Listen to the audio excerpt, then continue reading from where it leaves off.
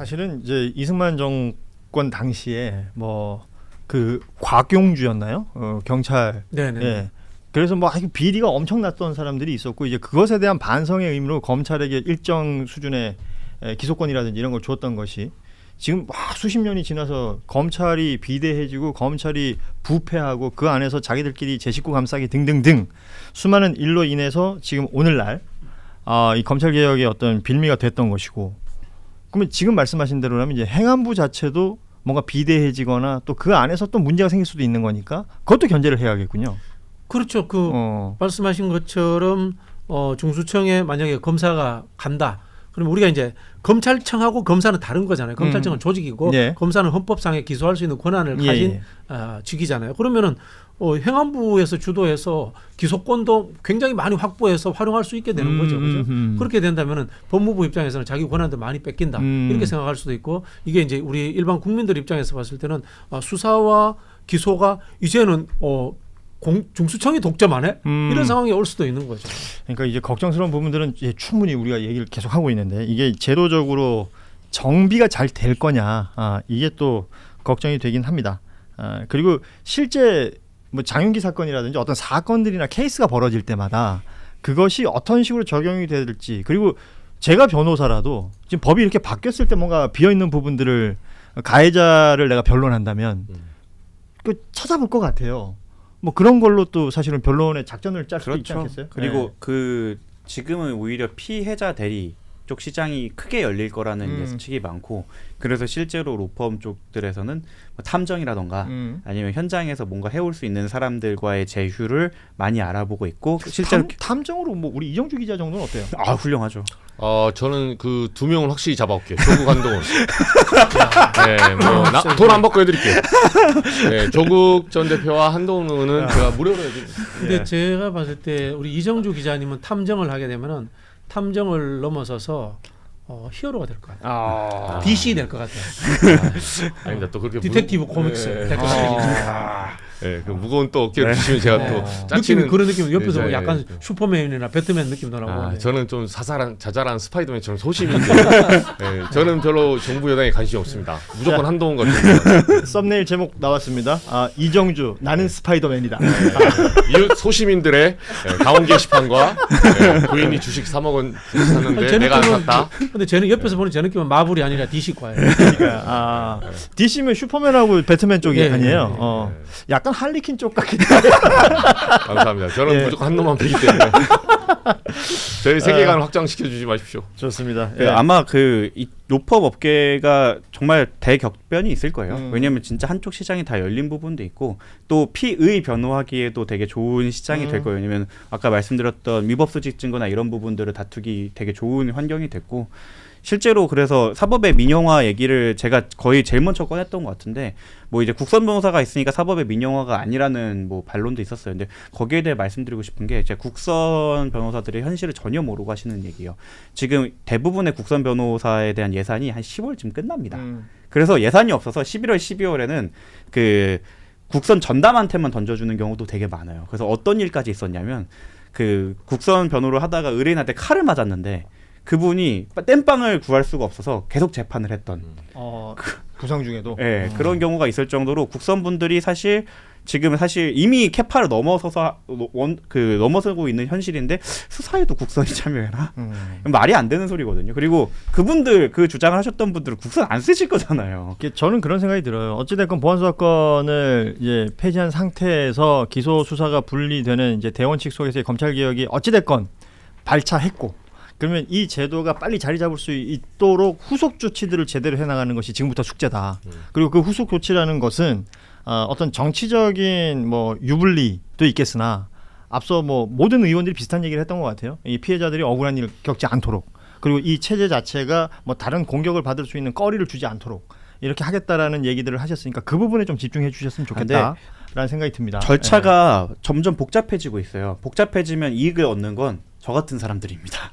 왜냐하면 사실은 예전에 간명했어요. 지휘하고 책임자이고 이 사람이 다음 안 되면 검사 책임. 이런데 지금 점점 복잡해지고 있고, 그리고 복잡해지고 있기 때문에 이 부분은 사실 그냥 간명하게 보안 수사권 하나면 되는 거를 뭐 요구권, 모구권, 수사심의위원회, 모생위원회 많아질 건데 저는 작동하기 쉽지 않다고 봅니다. 결국엔 이 부분에 대해서는 지휘권을 보호하거나 그렇다고 해서 너무 안 되길 바라는 사람처럼 얘기하는 건 같이 저는 그러니까 방안은 이거에 대안은 세 가지밖에 없어요. 첫 번째 롤백. 이건 롤백을 하고 제가 제시했던 것처럼 검사들을 진짜 견제할 수 있는 방안들 많이 제시해드렸잖아요. 징계하고 예. 검사들 센터를 깔 수 있게 해두고 여러 가지 방안이 있고 두 번째 그게 정말 안 된다고 하면 정권 송치랑 지휘권 부활을 해야 돼요. 그렇게 해서 검사들이 하나씩 찾아볼게요. 왜냐면 지금 같은 상황이면 저는 제가 장담하는데 그 경찰의 사건 암장은 이제 뉴스에 나오지 않습니다. 암장은 밝혀졌기 때문에 암장이 된 거거든요. 안 밝혀지면 암장인지도 몰라요. 지금 열람 등사를 해오라고 하는데 피해자가 열람 등사 신청을 해서 기록을 보라고 해요. 기록이 이만큼 오겠죠? 그거 누가 봅니까? 불송치된 건인데 검사 입장에는 기소하려고 자료를 보다가 발견해야 되는데 아예 불송치를 시켜보면 검사가 그 기록을 볼 이유가 없어요. 좋습니다. 이 정우승 변호사가 이제 꾸준히 지금 이 관련된 그 주장들을 하고 있고 문제점들을 제기하고 있고 그리고 그 우리 정우승 변호사의 그 대안이라는 것도 꾸준히 제시가 된 바가 있습니다. 이 이야기들이 어떤 식으로 향후 이제 국회 입법 과정에서 또 정리가 될지는 좀 봐야 될 것 같고 그 왜 돌려차기 피해자를 토론회 현장에 이제 모신 후에 토론회라는 걸 한동훈 의원이 주최를 했고 여기에 이제 국민의힘 소속 의원들 일부가 참석을 했다가 상당수가 참석했죠. 예, 그러니까 지금 얘기되고 있는 것은 이 서범수 의원 그리고 진종호 의원이 이제 부적절한 뭐 농담이라고 했던 그 발언들 때문에 문제가 됐잖아요. 근데 이게 결국은 국민의힘에서 또 징계로 연결이 되는 것 같더라고요. 이거는 결국은 계파가 달라서 그런 건가요? 아 근데 그 문제도 있는데 네. 그 저는 이 사건을 보고 그러니까 당내에 어떤 가장 문제가 있냐면 사실 이거는 한동계 입장에서는 늘 좋은 포지션이 있어요. 왜냐하면 장동혁이라는 누가 봐도 윤호개인 지금 5.10 사태 좀 비정상적인 야당 대표가 있지 않습니까? 예. 그러니까 사실 거기에 좀 묻혀간 게 있어요. 조금 잘못해도 장동혁이 했잖아 이러면 사람들이 슥 넘어가거든요. 근데 제가 이거 개파에 상관없이 저도 장동혁 대표 별로 안 좋아요. 소송하고 기사로 소송하고 민사 5천만 원 걸고 몇 번 이걸 했기 때문에 예. 그 전제하에 말씀드리면 장동혁 대표 체제가 잘못됐다 해서 한동훈계가 바로 선으로 치환되는 게 아닙니다. 그 대표적인 사례가 2022년 7월에 예. 어떤 사건이 있었냐면 그 당시 지금 김성훈 의원이죠. 그 당시 예결위 간사였어요. 예. 호우 피해가 나서 봉사활동 갔습니다. 국민의힘 의원들이. 거기서 비 좀 왔으면 좋겠다. 사진 잘 나오게. 예. 예. 그 말 한마디 했거든요. 근데 그 당시에 예결위 간사였는데 예결위 간사 사퇴하고 소통관에서 사과 기자회견하고 예. 그리고 윤리에서 6개월 당원권 징계 먹었어요. 음흠. 정지. 그럼 결과를 보세요. 지금 호우 피해 때문에 나 비 좀 왔으면 좋겠다. 이 발언하고 돌려차기 한번 하시죠. 솔직히 이거에 이 발언의 강도를 보세요. 비교해 보세요. 호우 피해 같은 경우는 피해 자체도 있지만 당장 눈앞에 피해자가 있는 건 아니에요. 네. 솔직히 특정할 수 있는 피해자가 있는 건 아니에요. 국회의원으로서 품위유지 위반이죠. 어떻게 보면. 예. 근데 돌려차기 이런 사건 같은 경우는 당장 피해자도 있는 겁니다. 그 토론회에 있었죠. 네. 예. 물론 이제 한 3분의 5긴 그렇죠. 했지만. 그리고 여러 범죄 피해자들이 이게 비공개가 아니었거든요.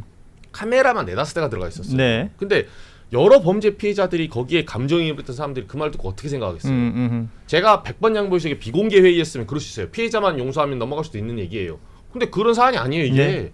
근데 이런 사안 했는데 지금 보세요. 서범수 의원, 진정우 의원 물론 본인들 사과했다지만 SNS 손가락 까딱까딱 하고 있잖아요. 예. 소통관에 당장 나와야 돼요. 김성원 의원 같은 경우는 그건 뭐하러 나왔습니까 그때?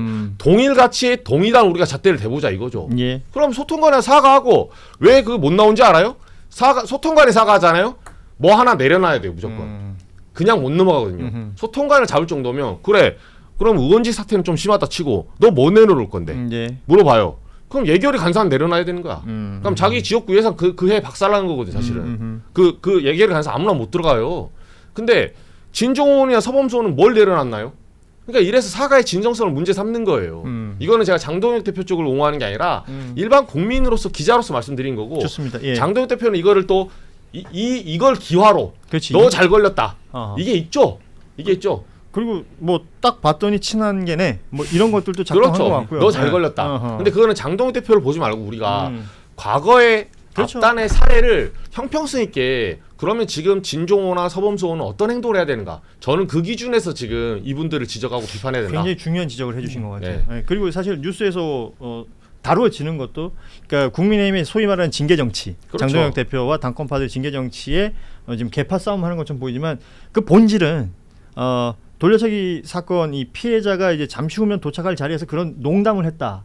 그리고 이게 카메라에 찍혔고 그리고 온 국민에게 다 전파가 된 상황. 이 부분이 본질일 수밖에 없기 때문에 그러니까 지금까지 한동훈 개라는 사람들이 다 반사이익 정치만을 해왔거든요. 자기가 뭘 잘해서 했다기보다는 장동혁이 못해서 아니면 민주당이 실책이 있었을 때 그걸 비판하면서 우리가 대안이다라고 했는데 정작 한동훈 의원이 되고 나서 300분의 1이 됐을 때 뭔가를 만들어 보려고 하면 이 정도로 이렇게 민낯이 드러나는 실력이 드러나는 거라 생각하고 여기에 대해 저는 하나 더 얹자면 한동훈 의원이 개최한 토론회였잖아요. 거기서 이런 일이 있었고 뭐 아니라고 하지만 본인이 개파 수장이잖아요. 그럼 본인이 나와서 사과해야 되는 거 아닌가요?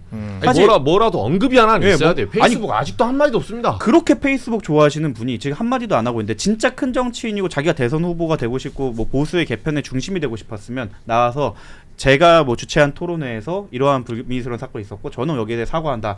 아니면 저는 사실 현장에서 했어야 된다고 봐요. 의원님들 뭐 하시는 겁니까? 이러면서 불러서 피해자 앞에서 사과시키고 이랬으면 리더의 품격이 있다고 하는데 지금 싹 입 닫았죠? 저랑 관계없는 일입니다. 이미지 해쳐질까 싫어요. 이런 것처럼 보이는 거는 이 사람의 그릇이 이 정도구나를 또 보여주는 한 가지의 사례라고 보여집니다. 이게 만약에 좀 뭐 이게 딱 맞는 예는 아닌데 대통령이 주최하는 뭐 형사사법 측의 토론회가 있었어요. 장관들이 행안부하고 윤호중 장관하고 그 정성호 장관이 돌려차기 한번 하시죠. 대통령 도착하기 전이야. 탄핵하라고 했을까요? 대통령 도착하기 전에도 이게 뭐 무슨 말이야 시작해서 전혀 남이 한 건데도 안 된다. 이건 대통령이 책임, 이재명 대통령 책임져라. 벌써 그렇게 들고 일어나서 난리 났을 거예요. 며칠째 탄핵하라고 했을 거예요. 근데 본인 주최한 건데 내가 안 했다는 거예요. 내가 안 했다. 나랑 상관없다. 그래요. 이런 모든 부분에서 또 보여지는 게 있는 거고. 이 두 의원은 당뿐이 아니라 국회윤리위원회에 제소돼야 됩니다. 이 정도면은요. 그리고 제가 보기에는 대다수의 국민의힘 의원들이 사회적 약자들에 대한 뭐 측은지심이나 이런 부분들을 갖고 있는 사람이 아니고 이런 사안들도 그냥 이슈거리, 나의 잘남을 자랑하는 자리. 그 정도로 생각하는 것 같아요. 그러니까 서범수 의원이 그 돌려차기라는 키워드에 꽂혀 있지 않았으면 그런 말을 안 했겠죠.